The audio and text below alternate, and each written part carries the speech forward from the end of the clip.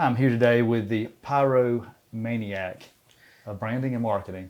Is that the right title, Mark Sullivan? That's it. It works great. I love it. I love it. Lime Biscuit, man, it's been a few years. We started doing these. You're one of the first companies we interviewed about 9 years ago. And wow, it's been a journey, and you guys are still doing a lot of the same great stuff and offering some new things too.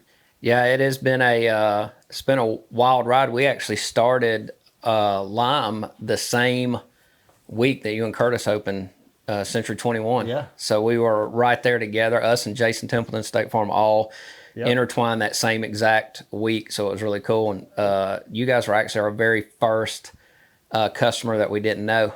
That actually we paid money. Yeah, so paid cool. money. Yeah, so that was really cool. So I still have the picture of the banner we made. But yeah, it's been almost 10 years, which it's hard to believe that it's gone by this fast. It has. It's been fun kind of watching it all come together and still working together. So there's a lot of things have kind of come and gone. A lot of things have kind of stayed consistent. I don't know if you love doing these or not, but y'all do a killer job on the business cards, and y'all always do a great job on those for us, and we get a ton of compliments everywhere we go. And gosh, from shirts to hats, obviously, the web design, the logo design. I can't tell you how many times y'all have designed logos. Liza's a wizard at that. So it just a lot of fun stuff over the years. And you guys have got a lot of new things, and we got some other fun stuff coming up. Yeah, we last year I started kind of launched my personal brand, which is the Pyromaniac of Creativity. So for those that don't know, I've been a firefighter for this year's 25 years. So that kind of turned into the Pyromaniac. Liza actually pinned that for me one day, put it on my business cards. So from that, we've been traveling a lot, got to meet a lot of small business owners. And share with them frustrations on our side, hear frustrations on their side. And it's crazy how close they are to, the same frustrations we have. And so we started developing kind of like a plan to be able to build a community of what we call micro business owners, because the government likes to call small business somebody that's 500 employees or less. Well, and that blows my mind. A company with 50 employees is not going to operate the exact same way a company with 5 employees. They're closer, but 50 to 500, no way. They're completely different. Right. Trying to get funding, trying to get your brand out there, trying to build that brand, trying to pay the bills, and find help that actually will show up and do work. It's just a resounding echo of the same issues over and over again. So we've began to accumulate some really fantastic people in that micro business element that have grown to be financially stable, and a lot of them have even gone into 2 or 3 micro businesses that they now own, and try to pull from their strategies and some of their ideas that hopefully this community will be. We call it Strategy Solutions Community, and so that's what we're looking forward to it being. And that'll actually launch hopefully this fall. It'll all be launched, but it's always been our focus to work with other small micro business owners, and that's our passion. We love to do that here in Carrollton, and it's now grown. We've got customers. I think last year we hit 37 of the 50 states. So we've just kind of felt like God was putting us in that niche for a reason.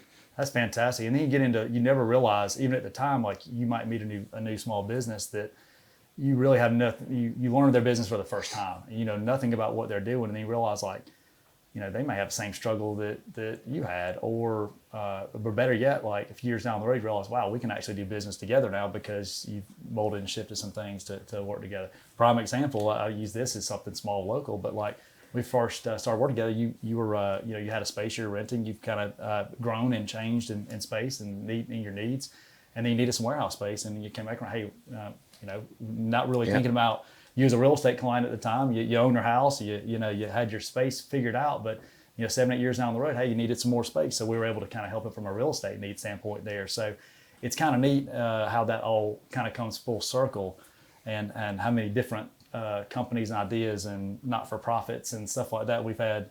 Lime Biscuit help us with stuff from the fishing team at school, the stuff that my boys do, and then the Reels for Seals. Reels for Seals. I've been our consistent, shirt maker and sponsor from the very, very beginning of doing that, and that's continuing to grow. So it's just a lot of fun, and having that synergy of local people that are just like-minded in business, and we're constantly learning from each other. Hey, did you hear about this new service, or what about that service, or sending hey, podcasts to each other, links to each other. Absolutely, and being guests on each other's stuff like that. So a lot of fun. I'm excited about this thing. It's going to be really really neat. I'm excited to be a part of it, kind of to help share some ideas. But I always learn so much from that too, because you never know. I always say, networking is huge, important with any small micro business or people in general. But like when you get a chance to, have those conversations, you will learn something from every single person you meet. And if you go into a conversation or go into approach life that way, it's amazing what doors it will open up for you, or ways that you can help them out in something that could work. At the very least, you're going to learn what not to do from somebody. So you still learn something, right? Well, that's like one of the first events we did together. I remember we were at a hotel and we'd gone down to the lobby that evening, and I remember you had the business cards and you just said, I talk to everybody because you never know who they are. Sure. And so I took that and ran with it. And it's like, even when we're traveling at Hilton Garden Inn and we're downstairs eating, I just say hey to somebody, and multiple times now it's turned into a conversation. They're a business owner. Generally, if they're traveling, most likely you're going to have business owners, and it's turned into financial money into our business just because I stroke up a conversation with that person. Or you have a client that needs possibly their service or whatever. You can pay it forward by making a connection, which is just as valuable for business. A lot of people overlook that. But, I kind of coined that phrase a while back. Of course, James back here on the camera, the content creator, and then the community connector is kind of what I've tried to do. And that I take that approach to life and everything, and it really does work.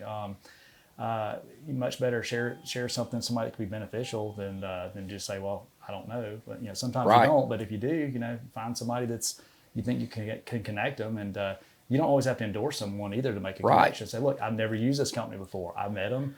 Guy had a great handshake, looked me in the eye, seemed genuine. They've got a company that does this. Full disclosure, I've never used them, but you might want to give them a call if you're just looking randomly.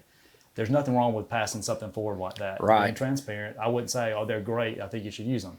Right? Right. So, but all the fun stuff we get out there and do, and over the years and different projects, man, I'm just glad to be back here at Lime Biscuit, and we work together a lot and still do. And every time I get down here, it costs me money, though, so I see something else that I need, which is good because it's helped me market my business in a better way.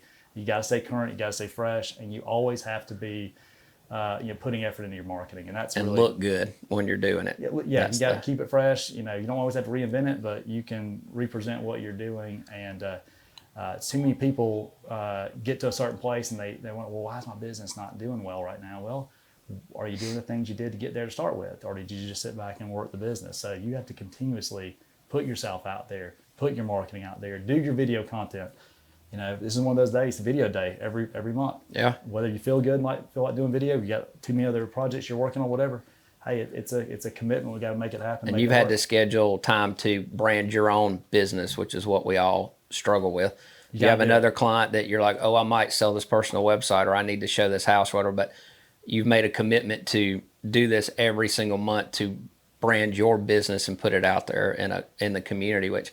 That's the cool thing about a lot of the micro businesses we own. I know it's like you too, is we're very family oriented, and we believe if the marriage isn't good, the family isn't good, the business is going to suffer. Right. So if anybody ever comes in here, they're liable to see toddlers running around downstairs, tearing it apart, or our new mascot puppy, Roxy, that runs around downstairs. And then we decided last year we were going to do something totally different, and we started closing on Fridays. And so spinning, as I'm sure you know and James knows, you spin that creative mind so much, it's an exhausting thing, because when you lay down at night, your brain doesn't shut down. The ADD talk that you give, it's that thing where it's constantly moving and it's exhausting. So we decided we're just going to shut down on Fridays. We didn't take pay away from anybody. They made the same amount of money, but now on Fridays they're able to kind of relax and decompress, and they're all for Friday, Saturday, Sunday. And we figured out in the last year our workload is exactly the same. We don't fall behind on anything. And so focusing on everybody else's family has increased our business. I love that. That's good. So you should stop showing houses on Fridays. No, I don't think it works that way in your line of work. Every business can't work that way, unfortunately. But we do try to have it planned where we have people have time off. That's the goal. You know, you want to be able to have a break through what you're doing, and you gotta take time to go fishing. You gotta take time to spend time with your family when it's time to, and keeps you fresh and keeps you energized and moving in the right direction. So, and start a business with your kids, and yeah. I mean that's what it's all about for us.